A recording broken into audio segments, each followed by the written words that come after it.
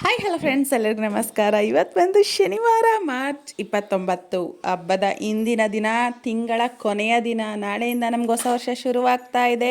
So ಎಲ್ಲರೂ ಹಬ್ಬದ preparation ಯಾವ್ಯಾವ ರೀತಿ ಮಾಡ್ತಾ ಇದ್ದೀರಾ ಅಂತ ಗೊತ್ತಿಲ್ಲ. ನಾವು ಇವತ್ತಿನ ದಿನ ಯಾವ ರೀತಿ ಸ್ಪೆಂಡ್ ಮಾಡ್ತೀವಿ ಅಂತ ತಿಳಿಸ್ತಾ ಇದ್ದೀನಿ. ಎದ್ದ ತಕ್ಷಣ ಎಲ್ಲ ಎತ್ತಾಕಿ ಇವತ್ತು ಊರಿಗೆ ಬಂದಿದ್ದೋ ನೆನ್ನೆನೆ. ಸೊ ಅದರಿಂದ ಪಪಾಯ ತಿಂತಾ ಇದ್ದೀವಿ ಎದ್ದ ತಕ್ಷಣ. ಸೊ ಇದು ಮುಖಕ್ಕೆ ಗ್ಲೋನೆಸ್ ಕೊಡುತ್ತೆ, ಹಾಗೆ ಹೊಟ್ಟೆಯಲ್ಲಿರುವ ಹುಳ ಎಲ್ಲ ಸಾಯಿಸೋ ರೀತಿ ಮಾಡುತ್ತೆ. ಹಾಗೆ ಒಂದು ಲೋಟ ಬಿಸಿನೀರು ಕುಟ್ಕೊಂಡು ಸೊ ಹೊಟ್ಟೆ ಒಳಗೇನೋ ಹೋಯ್ತು.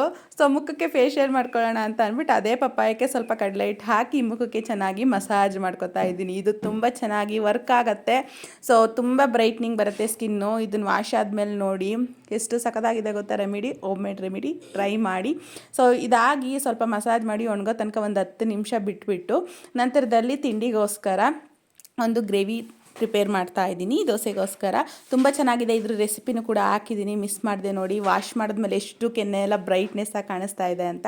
ಸೊ ದೋಸೆ ಹಿಟ್ಟಿಗೆ ಸ್ವಲ್ಪ ಉಪ್ಪು ಹಾಕಿ ಇದು ನೀಟಾಗಿ ಮಿಕ್ಸ್ ಮಾಡಿಕೊಂಡು ಬಿಸಿ ಬಿಸಿ ದೋಸೆ ಹಾಕಿ, ಮಸಾಲೆ ದೋಸೆ ಥರ ಅದಕ್ಕೆ ತುಪ್ಪ ಹಾಕಿ, ದೋಸೆಗೆ ತುಪ್ಪ ಇಲ್ಲ ಅಂದರೆ ರುಚಿನೇ ಇರಲ್ಲ, ಅದು ಹಾಕಿ ಗ್ರೇವಿ ಹಾಕ್ಕೊಂಡು ತಿನ್ಕೊಂಡು ಸೊ ಎಲ್ಲರಿಗೂ ಹಾಕ್ಕೊಟ್ಟು ಇಲ್ಲಿ ನಮ್ಮ ಅದಕ್ಕೆ ಪೂಜೆ ಮಾಡ್ತಾ ಇದ್ದಾರೆ ನಾಳೆಗೆ ಹಬ್ಬ ಅಂತ ಅಂದ್ಬಿಟ್ಟು ನೋಡಬಹುದು. ನಾವು ಮೆಹಂದಿ ಹಾಕ್ಕೊಂಡು, ನೇರ್ ಪಾಲಿಶ್ ಹಾಕ್ಕೊಂಡು ಎಲ್ಲ ರೆಡಿ ಆಗ್ತಾ ಇದ್ದೀವಿ. ಗುಣನು ಹಾಕೋತಾ ಇದ್ದಾಳೆ.